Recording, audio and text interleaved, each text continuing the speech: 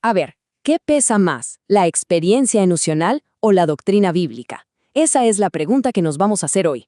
Vamos a meternos de lleno en el pentecostalismo para echarle un vistazo crítico, siempre basándonos en las fuentes, a algunas de sus prácticas más, digamos, polémicas, y ver qué onda con su impacto en el cristianismo de hoy.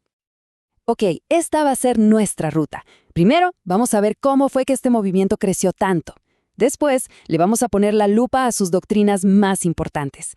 De ahí, vamos a desarmar una de sus prácticas más famosas. Y, para cerrar, vamos a charlar sobre lo que todo esto significa para la Iglesia. Para arrancar, es que es fundamental entender cómo el pentecostalismo pasó a ser este fenómeno mundial que es hoy. Y la clave de su crecimiento, bueno, es explosivo y se apoya en una cosa: poner la experiencia personal, la emoción, por encima de todo. Entonces, si nos vamos a las fuentes, el pentecostalismo moderno arranca por allá a principios del siglo XX, con un famoso avivamiento en Los Ángeles. Y desde el primer día, la idea era clarísima. Lo que importaba era tener una experiencia directa, personal con el Espíritu Santo. Y vaya que prendió. Esa pequeña chispa se convirtió en el tremendo incendio global que es hoy. Bueno, ahora sí, nos metemos en el mero centro del debate teológico, la doctrina del Espíritu Santo.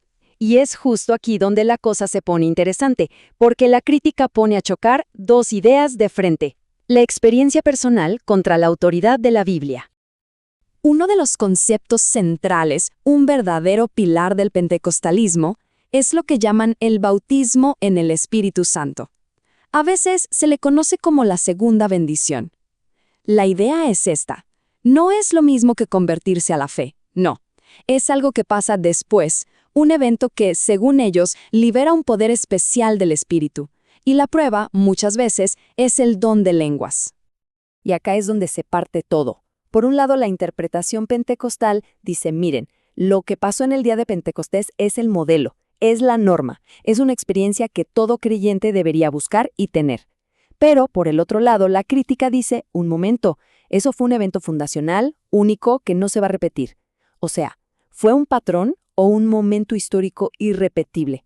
La diferencia es enorme, y claro, cambia por completo la perspectiva. Y esto nos lleva a una tensión que el material de origen señala muy bien. A ver, por un lado tenemos estas manifestaciones súper espontáneas de dones espirituales, ¿no?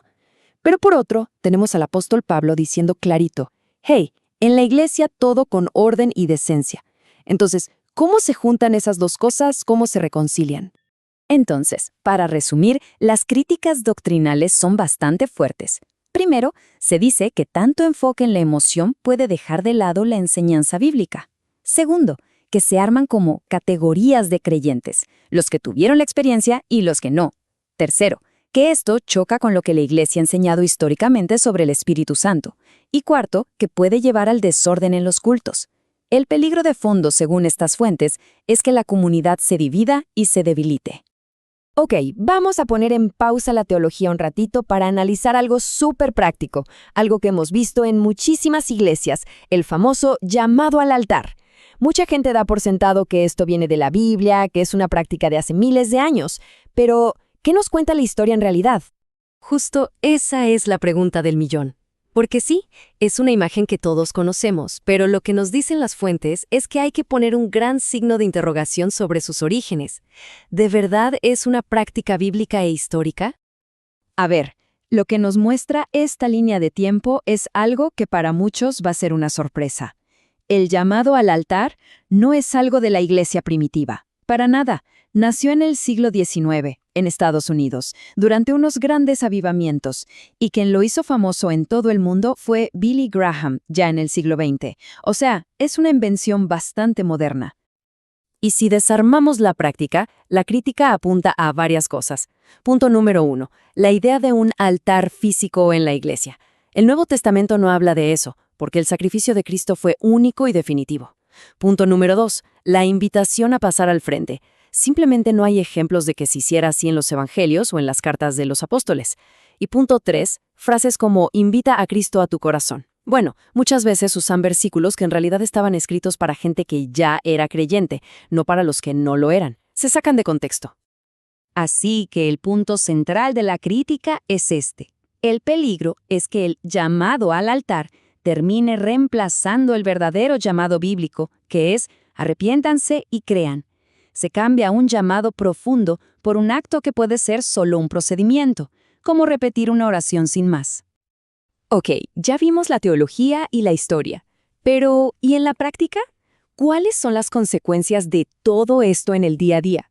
¿Cómo afectan estas doctrinas y prácticas a la gente y a la salud de la Iglesia como comunidad?